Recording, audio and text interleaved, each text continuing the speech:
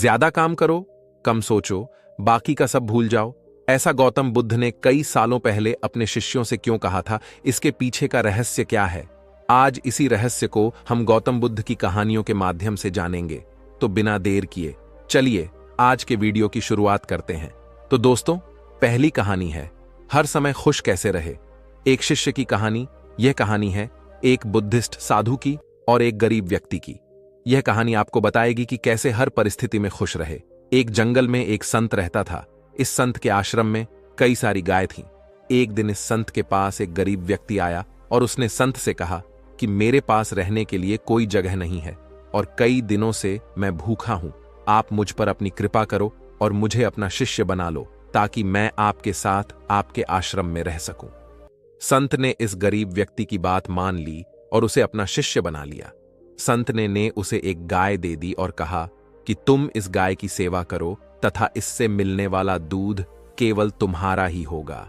इसके अलावा रोज तुम 2 बार भगवान के नाम का जाप भी किया करो। संत की बात को मानते हुए शिष्य ने गाय की सेवा करनी शुरू कर दी और रोज भगवान का नाम लिया करता था। गाय से मिलने वाला दूध शिष्य खुद ही पी जाता था। आश्रम में रहकर शिष्य काफी खुश था और एक दिन उसने संत का धन्यवाद करते हुए उनसे कहा कि आपकी वजह से ही मेरा जीवन सुखी हो पाया है। संत मुस्कुराकर बोले, यह तो अच्छा है, लेकिन उसके कुछ दिन बाद ही गायक हो गई। गायक होने के कारण शिष्य को दूध नहीं मिल रहा था, जिसकी वजह से उसने पूजा करना भी छोड़ दिया और दुखी रहने लग गया। शिष्य ने संत से मुलाकात की और संत को बताया कि उसकी गायक ख हो गई है, जिसकी वजह से उसका मन मंत्र जाप में भी नहीं लग रहा और वह कई दिनों से दुखी है। यह बात सुनकर संत ने कहा, यह भी अच्छा है। कुछ समय बाद शिष्य को गाय वापस मिल गई और वह फिर से खुश रहने लग गया। शिष्य ने यह बात संत को बताई। संत ने गाय मिलने की बात सुनकर कहा, यह तो अच्छा है। यह सुनते ही शिष्य हैरान हो गया और उसने संत से कहा, मेरे जीवन की हर परिस्थिति में आप अच्छा है, यही क्यों कहते हैं? संत ने जवाब देते हुए कहा, सुखी और सफल जीवन पाने के लिए सुख हो या दुख, हर समय प्रसन्न रहना चाहिए। जीवन में आई बुरी स्थिति में अपने आप को दुखी नहीं रखना चाहिए। जब हम हर समय खुश रहते हैं तब जीवन से दुख का अनुभव स्वतः खत्म हो जाता है। संत की यह बात सुन शिष्य को समझ आ गया कि जीवन में चाहे कैसी भी परिस्थिति क्यों ना हो, हमें सदैव प्रसन्न ही रहना चाहिए। ऐसा करने से दुख महसूस नहीं होता और खुशी के साथ जीवन कट जाता है। तो दोस्तों, चलिए बढ़ते हैं हमारी दूसरी कहानी की तरफ। दूसरी कहानी है साधु और राजा की कहानी। बहुत समय पहले की बात है। एक राज्य में एक दयालु राजा राज्य करता था। वह प्रजा का तैशी था। प्रजा का हित उसके लिए सर्वोपरि था। वह हमेशा इस प्रयास में रहता कि उसकी प्रजा को कोई समस्या, कोई परेशानी ना हो, सभी सुख चयन का जीवन बसर करें। उसके शासन में प्रजा प्रसन्नता और सुख से जीवन व्यतीत कर रही थी। राजा वेश बदलकर राज्य भ्रमण पर निकलता और प्रजा की स्थिति के बारे में पता करता। यदि उसे पता चलता कि प्रजा किसी प्रकार के कष्ट में है तो वह उन कष्टों को दूर करने का प्रयास करता। एक बार वह इसी प्रकार वेश बदलकर राज्य भ्रमण पर निकला। भ्रमण करते करते वह एक जंगल से गुजरा और रास्ता भटक गया। उसके सैनिक पीछे छूट गए और वह अकेला रह गया। रास्ता ढूंढता हुआ वह एक स्थान पर पहुंचा। उसने देखा कि वहां एक कुटिया बनी हुई है।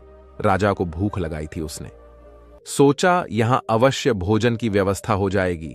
उसने अपने घोड़े को एक पेड़ से बांधा और कुटिया में प्रवेश किया। वह एक साध की कुटिया थी। गेरू वस्त्र धारण किए एक साधु पेड़ के नीचे आसन लगाकर बैठे थे। उनकी आंखें बंद थीं और वे ध्यान में लीन थे। राजा ने देखा कि उस स्थान का वातावरण बहुत ही सुंदर है। पेड़ पौधे हरे भरे हैं, जिनमें फूल और फल लदे हुए हैं। पंछी उन्मुक्त होकर विचरण कर रहे हैं। राजा यह देखकर बड़ा प्रसन्न हुआ। वह साधु के पास गया और उन्हें प्रणाम कर उसके सामने घुटनों के बल बैठ गया। साधु ने आहट पाकर आंखें खोली और अपने सामने एक नौजवान को पाया। उसके मुख का तेज देखकर ही साधु समझ गए कि वह कोई राजसी व्यक्ति है। राजा ने उन्हें बताया कि वह रास्ता भटक गया है। साधु ने उसे अपने आश्रम में शरण दी। खाने के लिए मीठे फल दिए। राजा ने कभी उतने मीठे फल नहीं खाए थे। उसके चकित होकर पूछा, गुरुवर, आज तक मैंने इतने मीठे और स्वादिष्ट फल नहीं खाए। इनके इतने मीठे होने का कारण क्या है? साधु ने कहा, इस राज्य का राजा अत्यंत दयालु और न्यायप्रिय है, इसलिए यह फल इतने मीठे हैं। जब तक वह अपनी प्रजा का हिताशी रहेगा, दिन दुखियों का सहायक रहेगा, यह फल ऐसे ही मीठे रहेंगे राजा को। यह सुनकर बड़ा आश्चर्य हुआ। उसके लिए इन बातों पर विश्वास करना कठिन था। जब साधु से आज्ञा लेकर वह लौटा तो उसने निश्चय किया कि वह इस बात का परीक्षण अवश्य करेगा। उसे अपने सैनिक मिल गए जो जंगल में उसे ढूंढ रहे थे। वह अपने राज्य वापस लौट गया। वापस लौटने के बाद उसमें प्रजा पर जुल्म ढने शुरू कर दिए। उसने किसानों का लगा बढ़ा दिया और प्रजा पर नाना प्रकार के कर लगा दिए। अब वह अपना धन भोग विलास में खर्च करने लगा और प्रजा की ओर से उदासीन हो गया। प्रजा पर अत्याचार बढ़ने लगे तो पूरे राज्य में त्राही त्राही मच गई। कुछ दिनों बाद राजा फिर जंगल में उसी साधु की कुटिया में पहुंचा। इस बार उसने देखा कि वहां का वातावरण भिन्न है। पेड़ पौधे सूख चुके हैं, फूल मुरझा गए हैं, फल सड़ चुके हैं। यह देखकर वह चकित रह गया। वह साधु के पास गया और उसे प्रणाम किया। साधु ने उसे खाने के लिए फल दिए। इस बार फलों का स्वाद कड़वा था। राजा ने साधु से इसका कारण पूछा। साधु ने कहा, इस राज्य का राजा बाद पहले जैसा नहीं रहा। उसे प्रजा के हित का कोई ख्याल नहीं है। वह प्रजा पर अत्याचार करने लगा है। उसके प्रति प्रजा के मन में कड़वाहट बस गई है, इसीलिए इन फलों का स्वाद कड़वा है। राजा साधु की कुटिया से अपने राज्य लौट आया। उसे साधु की बात समझ आ गई थी। अगले दिन से वह फिर से अपनी प्रजा का ध्यान रखने लगा। उसके बदलते ही फिर से प्रकृति ने अपना रंग बदला और हरी भरी हो गई। तो दोस्तों, इस कहानी से हमें यह सीख मिलती है, जैसा कर्म करोगे वैसा ही फल मिलेगा। यदि अच्छे कर्म करोगे तो अच्छा फल मिलेगा, बुरे कर्म करोगे तो बुरा। यदि हम किसी को कड़वाहट देंगे तो बदले में हमारे जीवन में भी कड़वाहट घुल जाएगी। इसलिए हमेशा सबका भला करें। तो दोस्तों, चलिए बढ़ते हैं हमारी तीसरी कहानी की तरफ। तीसरी कहानी एक गुरु और शिष्य की कहानी। एक गुरु अपने शिष्य के साथ कहीं जा रहे थे। चलते चलते उन्हें प्यास लगी तो वे दोनों एक खेत के पास जाकर रुक गए। खेत की हालत देखकर लगता था कि खेत का मालिक खेत पर जरा भी ध्यान नहीं देता है। उन्होंने देखा खेत में एक घर भी है। दोनों जाकर दरवाजा खटखटाए। घर में से एक आदमी, उसकी पत्नी और 2 बच्चे बाहर आते हैं। सभी ने फटे पुराने कपड़े पहने हुए होते हैं। गुरु कहते हैं, क्या हमें पानी मिल सकता है? काफी प्यास लगी हुई है। वह व्यक्ति उन्हें पानी लाकर देता है। फिर गुरु कहते हैं, आपका खेत इतना अच्छा है, लेकिन इसमें कोई भी फसल क्यों नहीं बोई गई? व्यक्ति कहता है, हमारे पास एक भैंस है जो काफी दूध देती है, जिसे बेचकर और पीकर हमारा गुजारा हो जाता है। इसलिए बेवजह खेती क्यों करूं? गुरु कहते हैं, क्या हम आज की रात यहां रुक सकते हैं? कल सुबह होते ही हम यहां से निकल जाएंगे। व्यक्ति कहता है, ठीक है, आप यहां रुक सकते हैं। आधी रात होते ही गुरु अपने शिष्य से कहते हैं, उठो, हमें अभी के अभी यहां से निकलना है। लेकिन जाने से पहले हम इस व्यक्ति की भैंस को पहाड़ से गिराकर मार देंगे। यह सुनकर शिष्य को काफी बुरा लगा, लेकिन वह अपने गुरु की बात टाल नहीं पाया। वे दोनों रातों रात भैंस को मारकर वहां से भाग जाते हैं। 10 वर्ष बाद जब शिष्य अपनी शिक्षा पूरी कर लेता है, तब वह सोचता है, क्यों ना अपनी गलती को सुधारा जाए, उस आदमी के पास वापस जाकर उसकी मदद की जाए। शिष्य उसी गांव, उसी जगह वापस जाता है और देखता है वहां के सारे खेतों में दूर दूर तक काफी फल लगे हुए हैं और वहां एक बहुत बड़ा घर भी है। शिष्य को लगता है शायद वह आदमी सब कुछ बेच के यहां से जा चुका होगा। शिष्य वहां से वापस जाने लगता है। तभी वहां घर के आगे एक कार आकर रोकती है। कार में से वही व्यक्ति बाहर आता है जिससे शिष्य 10 साल पहले मिला था। शिष्य उसके पास जाकर कहता है, आपने मुझे पहचाना? मैं 10 साल पहले आपसे मिला था। व्यक्ति कहता है, हाँ, उस दिन को मैं कैसे भूल सकता हूं। शिष्य कहता है, आप तो बहुत गरीब थे, आखिर आप इतने अमीर कैसे बने? व्यक्ति कहता है, क्या बताऊं, आपके जाने के बाद मेरी भैंस की मौत हो गई। मैं कुछ दिन काफी दुहा की राह परेशान रहने लगा, लेकिन जीवन जीने के लिए कुछ तो करना ही था। मैं लकड़ियां काट कर बेचने लगा, जिससे कुछ पैसे आए तो मैंने खेत की बुआई कर दी। फिर उससे और पैसे आए तो मैंने सारी जगह खरीद ली और फलों की बुआई करवा दी। और आज मैं आसपास के इलाकों में फलों का सबसे बड़ा व्यापारी हूं और मेरे पास लाखों रुपए हैं। अगर उस दिन भैंस की मौत नहीं हुई होती तो आज मैं इतना सफल नहीं हुआ होता। दोस्तों, इस कहानी से यह साफ पता चलता है कि जीवन में हर परेशानी आपके लिए एक बड़ा मौका लेकर आती है। अगर अभी आपके जीवन में परेशानी आई है तो यकीन मानो एक बहुत बड़ी सफलता भी अपने साथ लेकर आई है। यकीन मानिए, बुरे वक्त में आपने हिम्मत नहीं हारी तो आने वाले समय में आप बेहद सफल होने वाले हैं। अगर आपको यह कहानी अच्छी लगी है तो और लोगों और अपने करीबी दोस्तों के साथ शेयर करें। तो दोस्तों चलिए बढ़ते हैं हमारी चौथी कहानी की तरफ। चौथी कहानी, पहले अपनी नजर को बदलो। एक बार एक बहुत बड़ा नेता एक साधु के छोटे से आश्रम में गया। वह साधु के बारे में बहुत सुनना था, तो उसके मन में आया कि मैं एक बार जाकर देखता हूं कि लोग उसकी इतनी तारीफ क्यों करते हैं। जब वह उस आश्रम में गया तो वहां पर एक छोटा सा कमरा था जहां पर एक कालीन बिछा हुआ था। वहां पर कुछ लोग नीचे बैठे हुए थे और साधु जी सामने बैठे हुए थे। कुछ सवाल जवाब चल रहा था। वह नेता उस आश्रम में आया और उस नेता के साथ में 4 बॉडीगार्ड भी थे और उसकी यह आदत थी कि जहां पर भी वह जाता था लोग अपनी जगह से खड़े टेढ़े हो जाते थे और उसकी तरफ देखते थे, हाथ जोड़ते थे और सर झुकाते थे। लेकिन यहां पर ऐसा कुछ भी नहीं हुआ। साधु व्यस्त होने के कारण उसकी तरफ देखा तक नहीं। तभी नेता को लगा कि यह मेरी बेइज्जती है और वह इस बात से गुस्सा हो गया। नेता ने थड़ा गुस्से से साधु की बात को बीच में काटते हुए कहा कि मैं आपसे कुछ कहना चाहता हूं। साधु ने उसकी तरफ देखा और बोला, आप थोड़ी देर रुकिए, पहले मैं इनके सवाल का जवाब दे दूं, उसके बाद मैं आपसे बात करता हूं। तब तक आप अगर चाहें तो आप बैठ सकते हैं। बस साधु का कहने की ही देरी थी। नेता का चेहरा गुस्से से लाल हो गया और फिर उसने अपना सारा गुस्सा उस साधु पर निकाल दिया। अभी तक वह नेता बहुत तमीज से अपू आप कह करके बात कर रहा था, लेकिन अब वह तू थड़क पर उतर आया। नेता ने उस साधु को कहा, तुझे पता भी है मैं कौन हूं और तू किससे बात कर रहा है? साधु ने उसकी तरफ देखा और कहा, मुझे इससे कोई फर्क नहीं पड़ता है कि आप कौन है, लेकिन आप जो कोई भी है, अगर आप चाहते हैं कि मैं आपके सवाल का जवाब दूं या आपसे बात करूं तो आपको कुछ देर रुकना होगा। और साधु की यह कहते हैं नेता गुस्से से पागल हो गया और वही सबके सामने चीखने चिल्लाने लग गया, अब मैं तुझे तेरी असली औकात दिखाऊंगा। तूने मुझसे पंगा लेकर के ठीक नहीं किया। तुझे पता भी है मैं तेरे बारे में क्या सोचता हूं। साधु ने फिर से नेता की तरफ देखा और बड़े ही प्रेम से कहा कि मुझे इससे कोई फर्क नहीं पड़ता कि आप मेरे बारे में क्या सोचते हैं। आप जो चाहे वह मेरे बारे में सोच सकते हैं।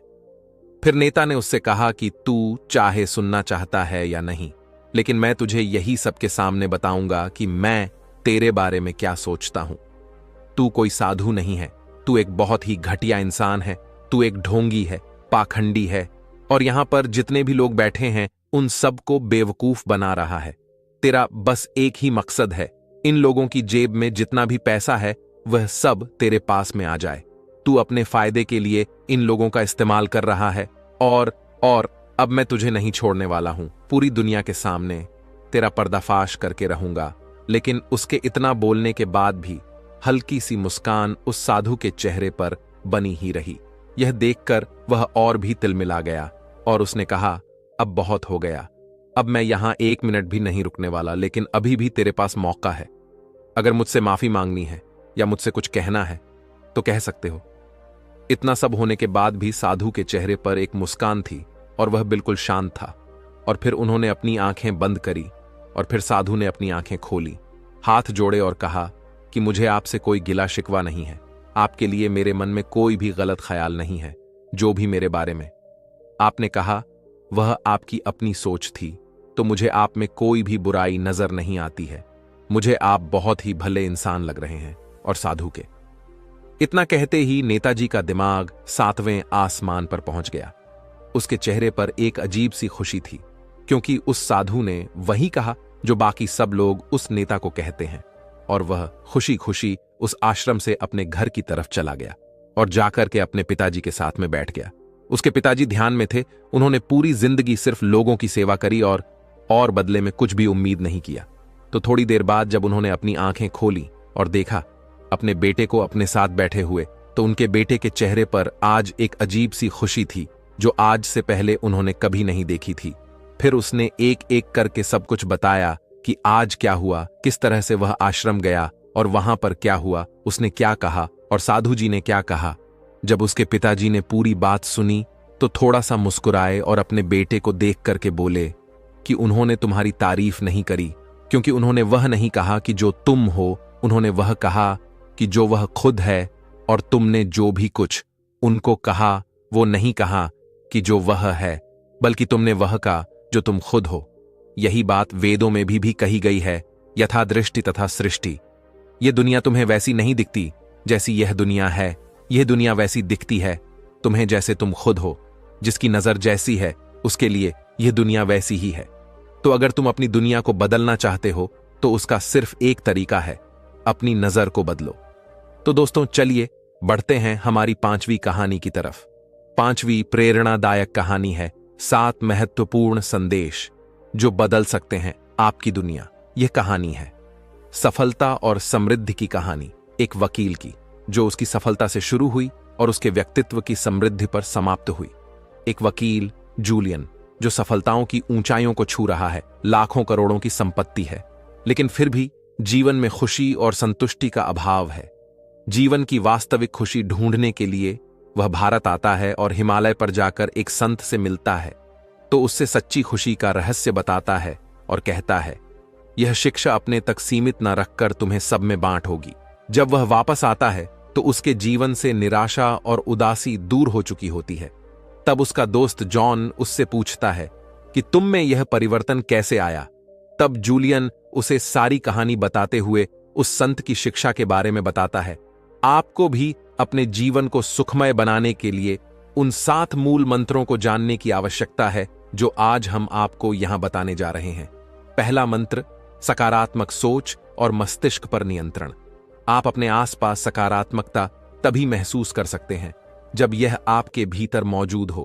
अपने मस्तिष्क से निराशा, नकारात्मक सोच और अतीत की कड़वी यादों के बोझ को हमेशा के लिए निकाल दें।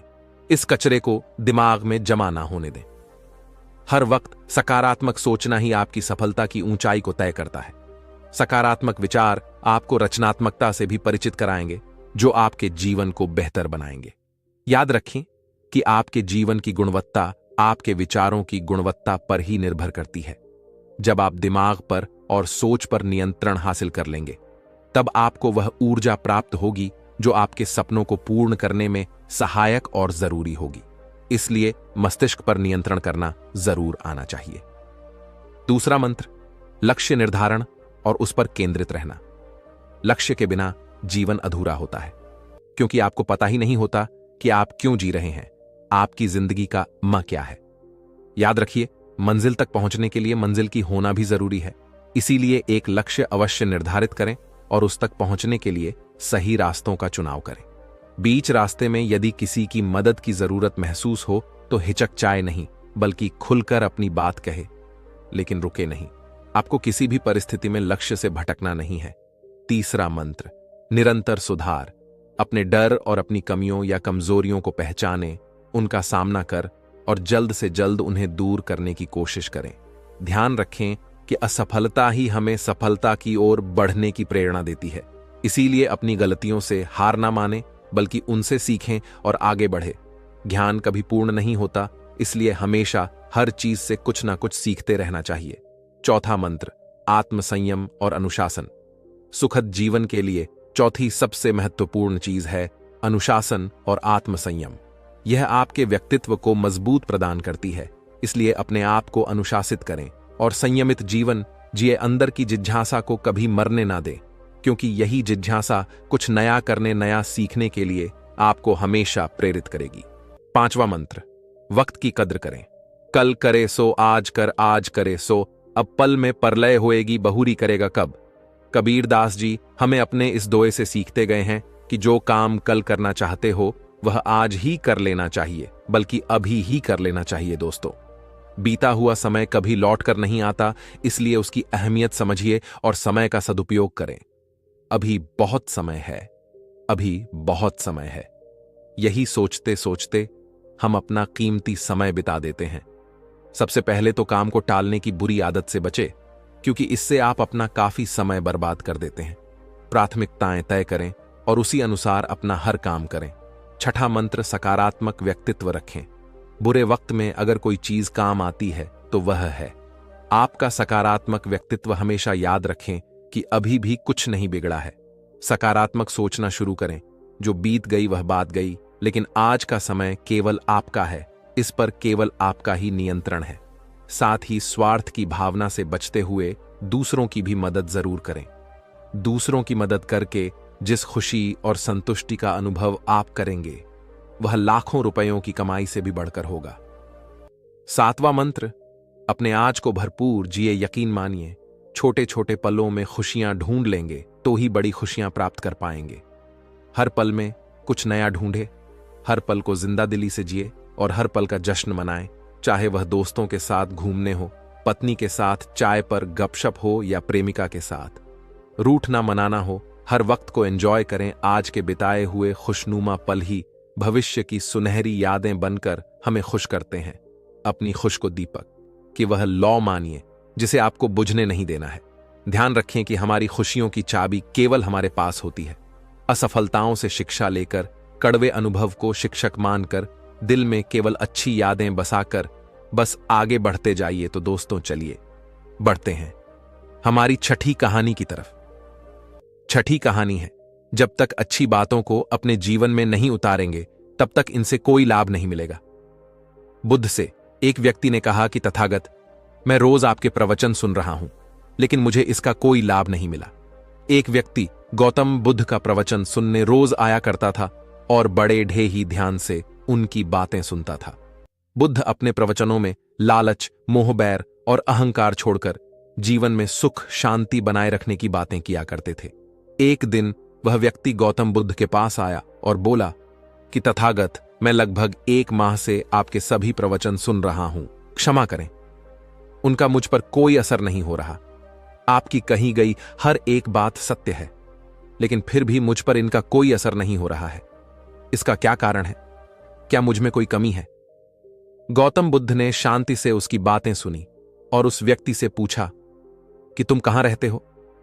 उस व्यक्ति ने उत्तर दिया कि मैं श्रावस्ती में रहता हूं। बुद्ध ने पूछा, यह जगह यहां से कितनी दूर है? उस व्यक्ति ने जगह की दूरी बताई। इसके बाद बुद्ध ने फिर पूछा, तुम वहां कैसे जाते हो? व्यक्ति ने बताया कि कभी ढेर पर कभी बैलगाड़ी पर बैठकर जाता हूं। बुद्ध ने फिर पूछा कि तुम्हें वहां पहुंचने में कितना समय लगता है?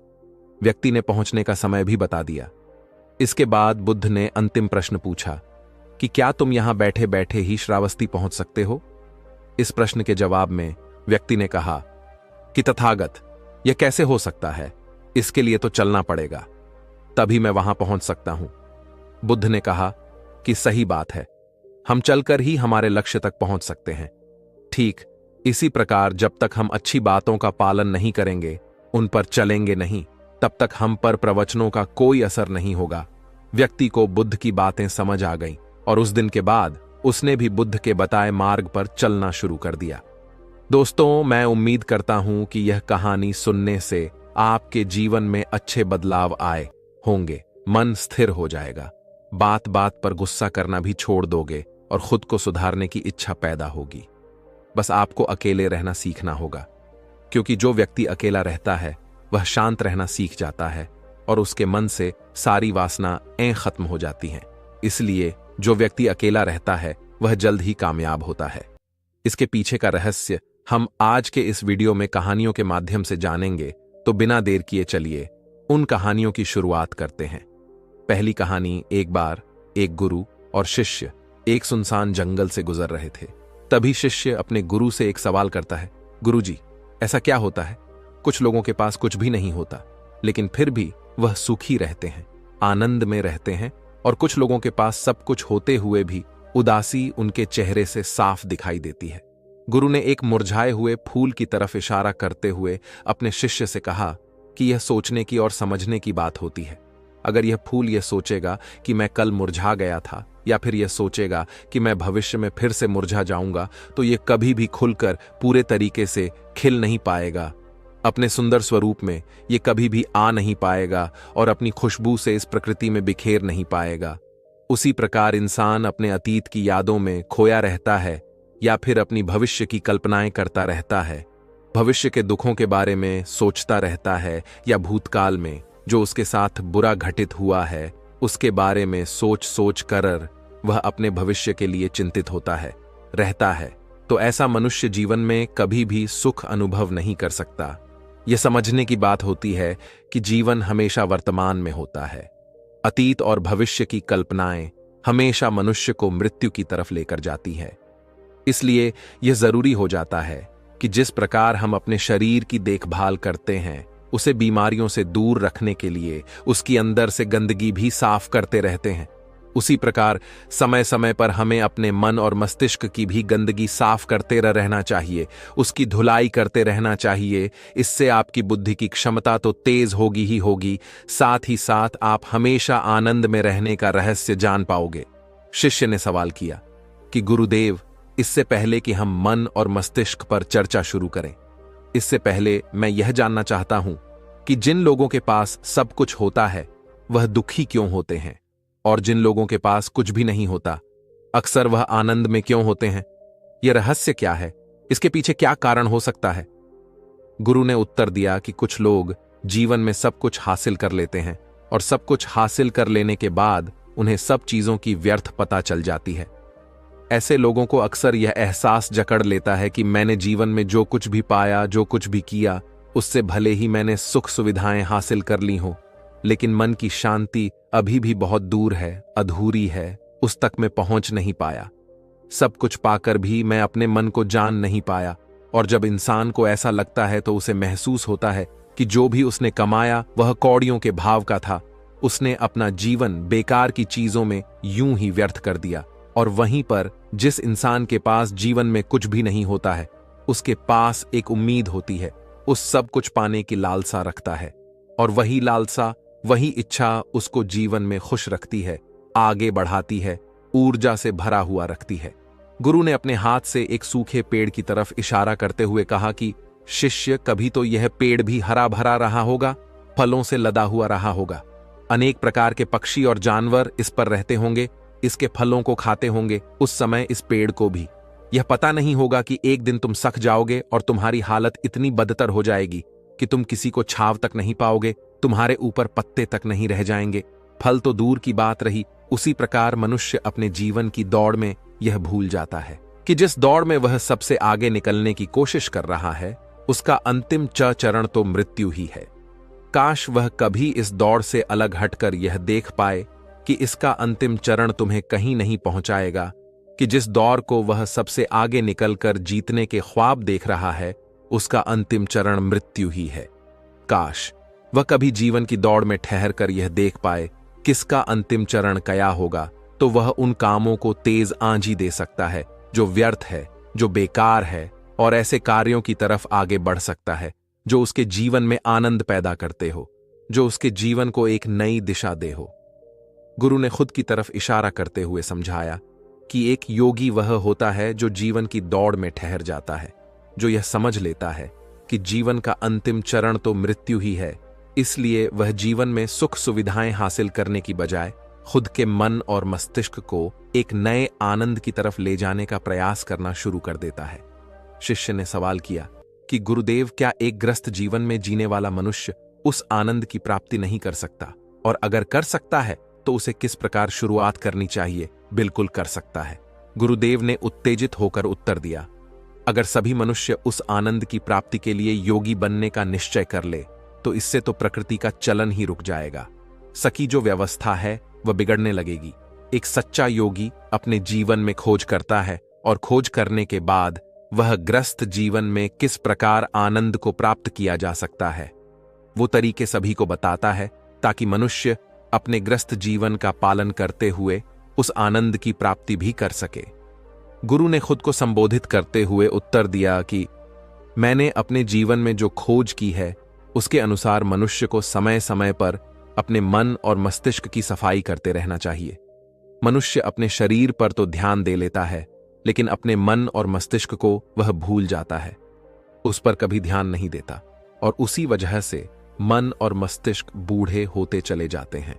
उनमें जवानी नहीं रह जाती, और जब उनमें जवानी नहीं रह जाती तो उनमें नयापन और ताजगी नहीं रह जाती, जिसकी वजह से एक इंसान उदासी से भर जाता है। मन और मस्तिष्क की गंदगी क्या होती है, पहले मैं तुम्हें यह बताता हूं। हर मनुष्य के जीवन में कुछ ऐसी घटनाएं घटती हैं जिनका उसके मनो मस्तिष्क पर बहुत गहरा असर पड़ता है। वह जीवन पर्यंत उन घटनाओं को भुला ना पाता है, और वही घटनाएं उसके मन में पूरी तरह से पक्की बैठ जाती है, जो उसके मन में गांठ पैदा कर देती है। और भविष्य में जब भी वह कोई काम कर, तो यह घटनाएं उसको प्रभावित करेंगी, उसके विचारों को, उसके निर्णय को पूरी तरह से बदल कर रख देंगी। ऐसे मनुष्य की दृष्टि भी भ्रमित हो जाती है। वह सत्य स्वस्वरूप को नहीं देख पाता। वह चीजों को उन घटनाओं से जोड़कर भ्रमित तरीके से देखता है। उदाहरण के लिए, अगर किसी बुरी आंखों वाले आदमी ने आपको धोखा दिया, तो अब जीवन प्रयत बुरी आंखों वाले आदमी को हमेशा धोखेबाज समझते रहेंगे, उस पर कभी पूर्ण रूप से विश्वास नहीं कर पाएंगे। लेकिन समझने की बात यह होती है कि जिस इंसान ने आपको धोखा दिया, वो धोखा आपको बुरी आंखों से नहीं मिला, वो उस इंसान के स्वभाव से मिला। लेकिन उस इंसान के स्वभाव से हमारे दिमाग में उसका एक चित्र छप गया, उसकी एक छवि बन गई, और वह छवि दूसरे आदमी से जब हम संपर्क करते हैं तो बीच में एक दीवार की तरह खड़ी हो जाती है, और इसी वजह से दो लोगों के बीच प्रगा संबंध स्थापित नहीं हो पाते। जो मनुष्य के लिए सबसे जरूरी यही होता है कि वह अपने आप को अतीत की घटनाओं से फ्री रखें, उन घटनाओं से प्रभावित हो, वो दिमाग में किसी तरह की छवि न बनाए। कुछ लोग इस बात पर यह सवाल खड़ा कर सकते हैं कि फिर जीवन के अनुभव किस काम आएंगे, लेकिन समझने की बात यह होती है कि हम जीवन के अनुभवों से भी भ्रमित तरीके से ज्ञान लेते हैं, सही तरीके से उनसे सीख ले ही नहीं पाते। ठीक उसी प्रकार जिस तरह उस बुरी आंखों वाले की आंखें जिम्मेदार नहीं थीं, धोखा देने के लिए उसका स्वभाव जिम्मेदार था, लेकिन मनुष्य अपने अनुभव में उन बुरी आंखों को याद रखेगा, उस स्वभाव भाव को भूल जाएगा। शिष्य अपने गुरु की बातों में इतना खो गया कि उसे चलते चलते जंगल के रास्ते में पड़े हुए कांटे दिखाई नहीं दिए, और अचानक उसके पैर में एक कांटा छुप गया। गुरु ने उसका कांटा बाहर निकालते हुए उससे पूछा, यह कांटा तुम्हारे पैर में क्यों लगा? इसके पीछे तुम किसको जिम्मेदार मानते हो? गुरु ने कहा कि तुम मुझे भी जिम्मेदार मान सकते हो, क्योंकि मैं तुम्हें एक बातें सुना रहा था। क्या तुम खुद को भी जिम्मेवार मान सकते हो कि तुम मेरी बातों में इतना खो गए कि तुम्हारा पर ध्यान ही नहीं रहा? क्या तुम इन पेड़ों को जिम्मेदार मान सकते हो जिन्होंने यह कांटे इस रास्ते पर बिछा दिए? शिष्य ने उत्तर दिया कि गुरुदेव, इसमें मैं खुद को ही जिम्मेवार मानता हूं, क्योंकि आप तो अपना काम कर रहे थे और इस पेड़ ने भी अपना काम किया, पर मैं अपना काम पूरे होश पूर्वक नहीं कर पाया। अगर मैं चलने पर ध्यान लगाए रहता, अगर मैं आपकी बातों में पूरी तरह से खो नहीं जाता, तो मुझे यह कांटा कभी नहीं लगता। इसमें पूरी तरह से मेरी ही गलती थी। गुरु ने अपने शिष्य की पीठ थपथपाते हुए आगे कहना शुरू किया कि जो घटनाएं हमारे मन को प्रभावित करती हैं, जरूरी हो जाता है कि उन घटनाओं को हम किसी भी तरह अपने मन से बाहर निकाल दें, और उसके लिए सबसे सरल तरीका है कि अपनी भावनाओं को व्यक्त करना सीखो। उसे अपने दिल में, अपने मस्तिष्क में बिठाकर मत रखो। जब तुम किसी दूसरे मनुष्य के सामने अपनी भावनाओं को व्यक्त कर देते हो, तो तुम्हारे मन का बोझ हल्का हो जाता है। कुछ लोगों का स्वभाव ऐसा होता है कि वह अपने मन की बात किसी को नहीं बताते। ऐसे लोग अवसर अपने अंदर ही अंदर दुखी होते रहते हैं, लेकिन वह अपने मन की बात किसी दूसरे आदमी के सामने नहीं बताते। इसके उलट कुछ लोग ऐसे भी होते हैं जो अपने मन में किसी भी बात को रख नहीं पाते। उनके साथ कुछ भी अच्छा या बुरा होता है, वह अपने मन की बात, अपनी भावनाओं को दूसरों के सामने व्यक्त कर देते हैं। और तुमने खुद महसूस किया होगा कि जो लोग अपने मन की भावनाओं को व्यक्त कर देते हैं, वह जीवन में ज्यादा आनंदित रहते हैं। कभी भी प्राकृतिक रूप से आ हुए वेग को रोकना नहीं चाहिए। जिस वेग को हम रोकने की कोशिश करते हैं, वह वेग हमें अंदर से ही खाने लग जाता है।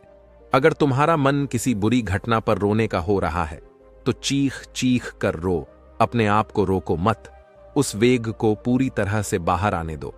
अगर किसी दूसरी घटना पर तुम्हारा मन खुश होने का, आनंदित होने का हो रहा है, तो पूरी तरह से नाचो गाओ, जिससे कि तुम उस वेग को बाहर निकाल सको। और जब वह वेग अपनी पूरी गति के साथ बाहर आ जाता है, पीछे छोड़ आता है एक खालीपन, एक अकेलापन, एक शांति, एक मौन, एक अनुभूति। गुरु ने शिष्य को समझाते हुए बताया कि जिस प्रकार तेज रफ्तार से चलता हुआ पानी अपने वेग से आने वाली सभी बाधाओं को तोड़ देता है, उसी प्रकार हमारे अंदर भावनाओं का उठने वाला अगर बाहर नहीं निकाला गया, अगर हमने बांध बनाने की कोशिश की, तो वह उस बांध को तोड़ देगा, और उस बांध को तोड़ने के बाद उसका कचरा हमारे मन के अंदर ही ठहर जाएगा, जो हमारे मन को दूषित कर देगा, उसको गंदगी से भर देगा। अक्सर मनुष्य अपने मन में किसी घटना को दबाकर इसलिए रखता है कि वह सोचता है कि अगर सामने वाले को इस घटना के बारे में पता चला तो वह पता नहीं मेरे बारे में क्या सोचेगा। इसी विचार की वजह से वह अंदर ही अंदर खुद दुखी होता रहता है, लेकिन सामने वाले को वह कुछ भी नहीं बताता।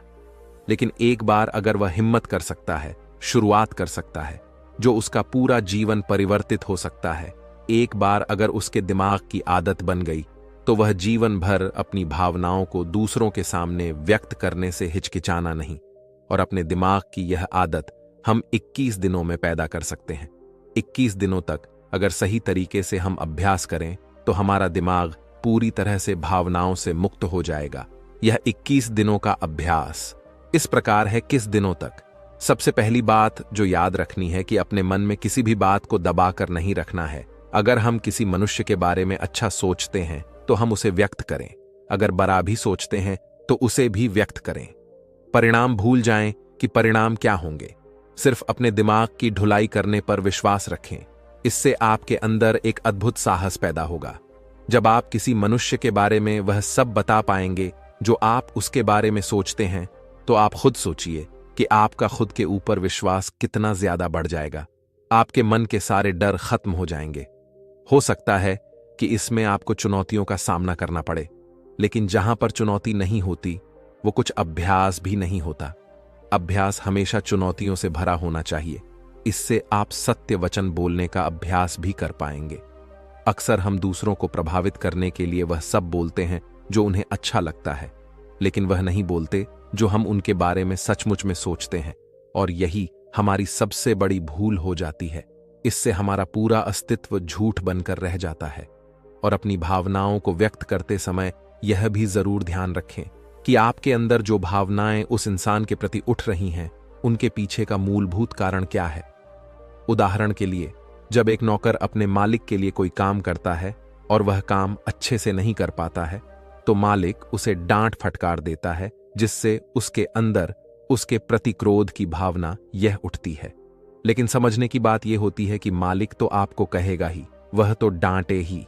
अगर आप काम अच्छे से नहीं करेंगे, तो अगर आप काम अच्छे से कर रहे हैं और फिर भी आपका मालिक आपके साथ अच्छा रण नहीं कर रहा है, तो आप खुलकर अपने मालिक को अपनी भावनाएं व्यक्त कर सकते हैं, बिना यह सोचे कि इसका परिणाम क्या होगा। अगर आप इस भावना को उठाएंगे तो आप अपनी नजरों में खुद ही नीचे गिरने लग जाएंगे। आपका आत्मविश्वास बिल्कुल खत्म हो जाएगा। दूसरा अभ्यास जो तुम्हें 21 दिनों तक करना है वह यह है कि जो भी घटनाएं तुम्हारे साथ घटित होती हैं, कम से कम जीवन में एक इंसान ऐसा होना चाहिए जिसके सामने तुम अपने दिल की बात रख सको। चाहे अच्छी बात हो चाहे बुरी बात हो, वो सब बातें तुम बिना कुछ सोचे विचारे, बिना इस डर से कि वो इंसान तुम्हारे बारे में क्या सोचेगा, तुम उस इंसान को अपनी सारी बातें बता सको और वह इंसान तुम्हारी सारी बातें सुनने के बाद तुम्हारे लिए कोई छवि पैदा ना करें। ऐसे इंसान अपने जीवन में खोजो और उनके सामने अपनी सारी भावनाएं व्यक्त करने की कोशिश करो। दिन में जो कुछ भी घटित होता है, अच्छा लगता है, बुरा लगता है, किसी के प्रति आकर्षण होता है, उसको एक दोस्त की तरह बताने का प्रयास करो। इससे तुम्हें यह पता चल पाएगा कि तुम्हारा मन घटनाओं के प्रति किस प्रकार की भावनाएं पैदा करता है। तुम अपने मन को समझने में सक्षम हो पाओगे। जब तुम किसी दूसरे आदमी को यह सारी बातें बताते हो तो तुम खुद भी अपनी प्रतिक्रिया रोके उस घटना के प्रति तुम्हारा क्या रवैया रहा है, उसके प्रति खुद का आकलन भी कर पाते हो। और तीसरा अभ्यास जो तुम्हारे मन को खाली रखेगा वह है योग निद्रा का अभ्यास। योग निद्रा किस प्रकार लेनी है, किस प्रकार उसका अभ्यास करना है, वह वीडियो इस वीडियो के खत्म होते ही चल जाएगी। जिन लोगों को वह सुनना है तो आप उसको सुन सकते हैं। यह चर्चा खत्म होते होते गुरु और शिष्य उस जंगल को पार करके अपने आश्रम में पहुंच चुके थे। तो दोस्तों, उम्मीद करता हूं आपको इस कहानी से एक अच्छी सीख मिली होगी। तो दोस्तों, अब चलिए हमारे दूसरे कहानी की शुरुआत करते हैं। प्लस दूसरी कहा प्राचीन समय की बात है। एक समुद्र के किनारे एक गुरु अपना आश्रम बनाकर रहता था। हजारों शिष्य उनसे ज्ञान ग्रहण करने के लिए दूर दूर से उनके पास आकर रहते थे। गुरु का ज्ञान देने का तरीका भी बड़ा ही अनूठा था। शुरुआत में वह अपने शिष्यों को उपदेशों के माध्यम से ज्ञान देते थे। उसके बाद वह अपने शिष्यों को उस ज्ञान का अनुसरण करने के लिए कहते थे, उस ज्ञान को अपने व्यावहारिक जीवन में उतारने को कहते थे। उसके एक बार उस आश्रम में एक सम्राट अपने बेटे को लेकर पहुंचा। उस सम्राट ने उस गुरु से प्रार्थना की कि आप मेरे बेटे को अपने आश्रम में रहने दें और अपने तरीके से उसे ज्ञान दें। से इस आश्रम में बिल्कुल भी ऐसा नहीं लगना चाहिए कि वह किसी सम्राट का बेटा है। उसे बिल्कुल साधारण शिष्यों की तरह ही ज्ञान देने की कृपा करें। गुरु ने मुस्कुराते हुए कहा कि सम्राट ज्ञान इसी तरीके से लिया जा सकता है। अगर तुम अपने आप को दूसरों से बड़ा समझोगे तो तुम ज्ञान ग्रहण नहीं कर पाओगे। अगर तुम्हें ज्ञान ग्रहण करना है तो तुम्हें दूसरों की तरह अपने आप को साधारण समझना होगा। यही ज्ञान ग्रहण करने की सबसे पहली सीढ़ी होती है। तुम निश्चिंत रहो, आज से तुम्हारे बेटे की जिम्मेदारी मेरे कंधों पर रही। यह कहकर गुरु सम्राट के बेटे को अपने साथ लेकर समुद्र के किनारे टहलने के लिए निकल गए। आश्रम के बाकी सभी बच्चे उस सम्राट को देख रहे थे। सम्राट अपने बेटे को अपने रथ पर बिठाकर लाया था, जिससे सभी बच्चे समझ गए थे कि यह लड़का सम्राट का बेटा है। इसी वजह से आश्रम के सभी बच्चे सम्राट के बेटे की तरह आकर्षित हो गए थे। जब गुरु सम्राट के बेटे को लेकर समुद्र पर ठलुक फूट कर रोने लगा, क्योंकि अभी वह सिर्फ 12 वर्ष का था और 12 वर्ष की आयु में उसके पिता उसे अपने से दूर छोड़कर चले गए थे। यह सदमा वह बच्चा सहन नहीं कर पा रहा था।